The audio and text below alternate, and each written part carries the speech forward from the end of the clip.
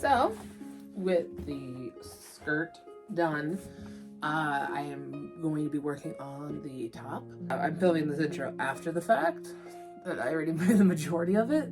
So, yeah, and I've already started putting details on it too, because I'm the most impatient person in the world, but also the most patient person in the world. It's like a double-edged sword. I can go one way or the other, and I don't understand it whatsoever. But this is the process video for the top. I did forget to film a couple of things because I forgot to grab my phone, and then my phone decided to be like, hey, we're out of storage, gotta delete some stuff, you gotta fix some stuff, blah blah blah, all that nonsense. But anyway,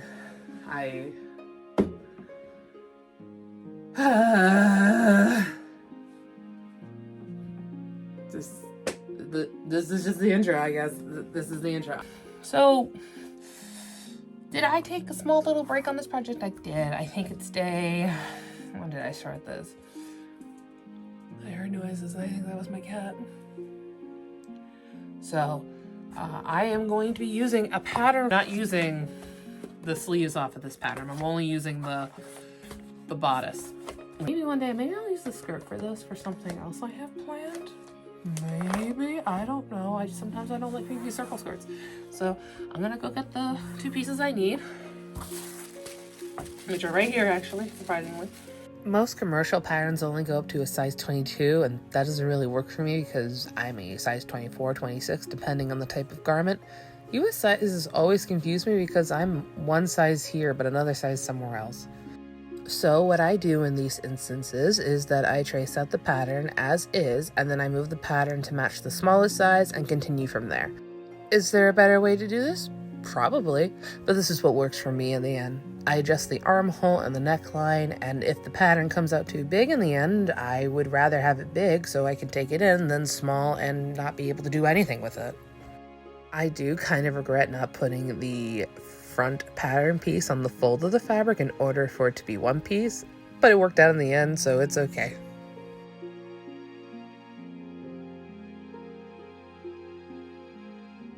Oh, and I never mentioned that I keep like a small little square of fabric just for my build books.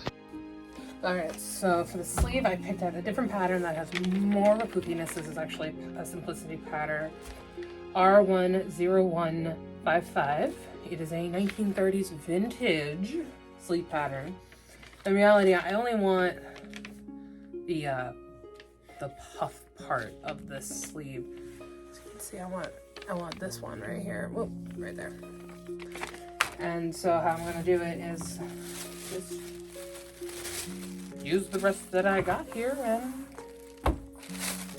and now I only need a small portion of this. I don't need a lot of it. This is also where I regret not buying another yard of this fabric at the time of filming. I didn't have enough to make it as poofy as I wanted, but maybe in the future I can switch them out with more of this pink fabric. I only need half of this sleeve pattern, and my trick for sleeves that are not as fancy is to only do half of the pattern and then fold the fabric in half to get two very similar sleeves.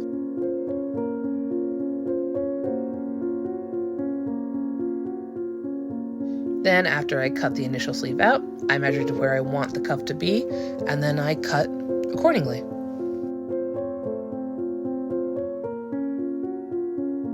I am pinning the top pieces together in order to sew them up.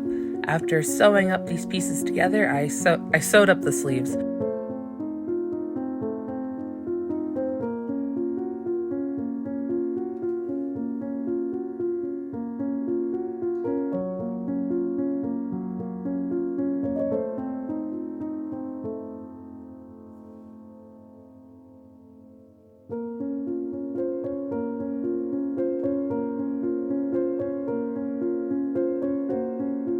There is a piece of fabric in between the two sides that makes the sleeve move a little bit better, which is called a gore. Not only does it help the movement, it also helps me more with width to work with when I gather the sleeve up.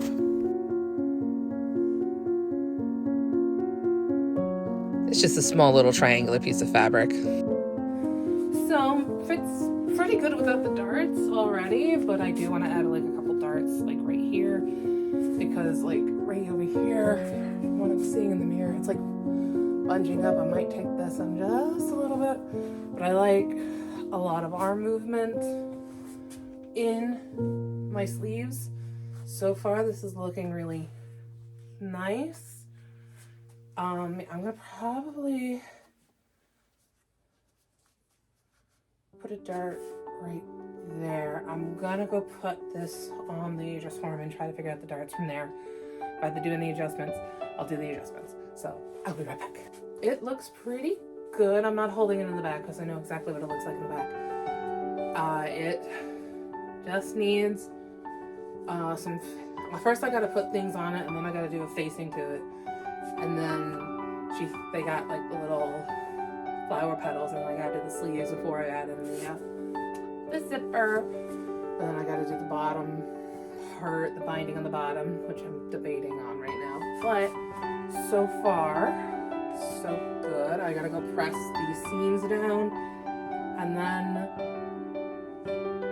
we onto the sleeves while I look for a certain fabric for the beautiful petals that she's got on her neckline. So I made some decals for like the little petal bits, but I gotta organize them. I lost a couple of them while trying to de-weave them because they're cut off in the Cricut, and this stuff kind of sucks when it comes to getting rid of them. So I'm gonna iron them on, and then I made a template for each one. So I think 1, 2, 3, 6. I have 6 of them. So we're gonna go do that. So what I'm gonna do is I'm just gonna use this to cover it too, to give it like a little bit more shimmer and shine. But I also thought that this tool would have been nice. Though my only issue is if I can get just one layer, is that it really doesn't do much. And to be around my neck, so I don't want it to be itchy. I don't like things itchy around my neck. No one does, I feel like. So I think I'm gonna go with this one, because it looks really pretty under the light. And I'm kind of glad I still have some extra of this, and I don't have to go get any more, because this came from an old project that I'm gonna redo in the future. So I'm gonna go do that. Gonna make myself a fabric sandwich. So what's gonna happen is I'm gonna have this layer together, and then another one of these layers to be the backing, so I could put like a little interfacing on it, and then be done with it. I only have 3 right now. I'm about to leave for somewhere, so I gotta get these ones all de-weeded, and then yeah, I'm gonna go do that. Okay, all the little petals are on. I might mess around with some of the spacing because I don't want to make any more, and I'm out of this glitter iron-on stuff. But I think they came out rather nice. I like them big in the back. I like them going from big, and then it gets smaller. So I'm gonna look at my reference photos. I'm thinking about putting a lace here before I put on the facing to protect the seams of the sleeves and all that. I didn't finish off of these because this is like the inside. I might go back and serge those edges, but we'll see how I'm feeling. It's looking like a strong maybe. Yeah, so I'm gonna go look in my lace stash and hopefully get this top done. I'm waiting for some gold fabric to come in the mail to finish off some of the gold and start the corset. So hopefully that comes in tomorrow. So bad news is when after I put on the facing, I didn't realize how short it would be on my torso, because the pattern I use is not really made for people with longer torsos, and therefore it actually doesn't become a full bodice, it becomes midriff. Which, you know what, it's perfectly fine, because honestly, the corset's gonna cover up that part anyway, so I'm gonna be wearing a second corset underneath. So it's not like the biggest of deals, but kind of hate that.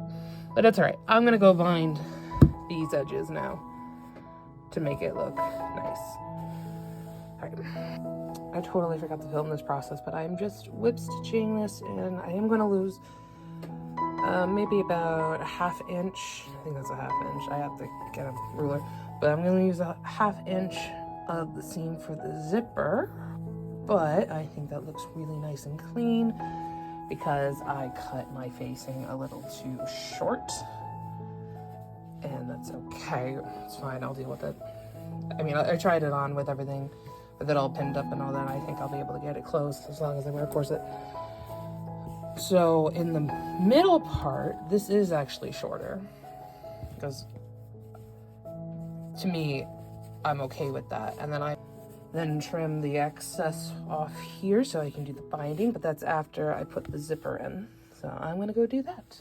I put the zipper in and then ripped it out and then put in a new one off screen. Now I'm making my own bias tape. Making bias tape can be annoying because I'm cutting on the bias and that stretches when I cut. I find this part to be really tedious. Well, not the way that people would think. People would think that cutting out a pattern would be, but in reality, you're just cutting strips of fabric and you're trying to make them the same size and you're trying to do this, you're trying to do that. I know there's a trick to do this. I was just lazy and I didn't do it. Oh, the plight of cosplayers. When there's a step that will make your life so much easier, you just don't do it. Or in reality, it's not really the plight of cosplayers. It's more of a me thing. I like to make my life more difficult.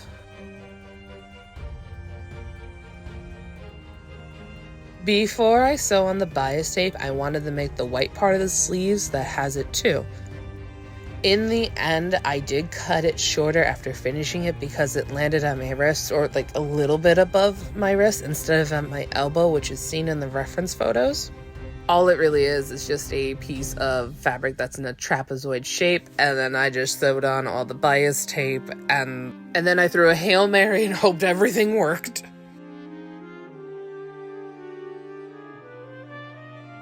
The sleeves have these petals coming off of it, so I made another fabric sandwich the same way I did for the petals on the neckline, and I sewed it onto the bottom of the sleeve before I sewed on the final piece of bias tape at the cuff of the sleeve.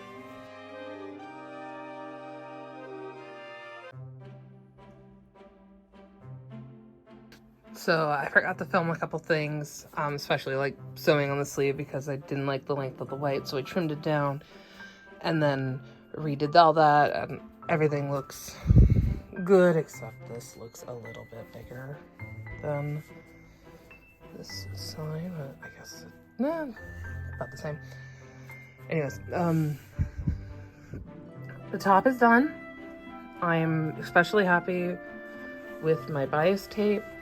I haven't put any decorations on it just yet. I'm waiting for a couple more things to come into the mail, and I need to make like the little rose that goes on here, the little rose that goes up here, and then I'm not too comfortable showing it on me because it is, like I said before, a bit of a midriff, but in reality it won't matter because I'll have the corset on and no one's going to see that part. But right now it's looking good, so I shall see you at the end in the outro. So, here it is. As I already mentioned, I kind of started already putting the detail stuff on. I've only done one sleeve, and I still have to do the other sleeve with like the gold gim cord. And then I gotta put like little bows on it, and there's like a little flower that goes right in the middle right here. And I don't know if I'm gonna put some rhinestones around the lace, the edges, just to make it sparkle. But I have like a lot of rhinestones on the corset. Why am I drawing a blank on things? Oh my goodness. And that process will be in a separate video with the shoes and all that, because I've already started putting details on the skirt here. I'm waiting for some more lace to show up. It comes soon because I don't have enough to go around the whole thing. I would say there was a complication when I was making this, and it was the sleeves, because I made the sleeve cap a little too narrow, and I didn't have enough fabric to make them as poofy as I really wanted them to be, which is fine. I'm thinking of adding some batting in there to push them upward, because I've tried it on multiple times, and if I pull it up like that, and then put some like batting in it. It will probably poof them out. As I'm looking at the reference of her sisters here that I have in a binder, and of her, they don't really poof out as much. It's just like a slight little poof, which is happening right here and does happen on my arm, but I just wanted to give it like a little bit more, which is okay. I mean, it's not the end of the world. I mean, it is what it is. I'm not used to making these kinds of tops because I'm used to making like long, and this is a different pattern than I used in the past. I usually use a different pattern, but I wanted that square neckline. I gotta figure out how I'm gonna tack down the line facing, because I had to mess around with the facing on the inside a little bit because it kept bunching because I messed that up a little bit, but that's fine. I just really wanted to pull the inside in a little bit, but we'll figure it out. I'll figure it out. I always do. So yeah, that's the top. And the next video will be the corset, because that's fun, and detail works, or maybe I'll put the detail work with the shoes, because I finally found them. I finally found those shoes, and I'm cleaning them up right now. It's taking me a little while because I used fabric paint on them instead of actual acrylic paint. If it was acrylic paint, it would come off real easily with acetone, but since it's mixed with fabric paint, it's being a pain. So there's that.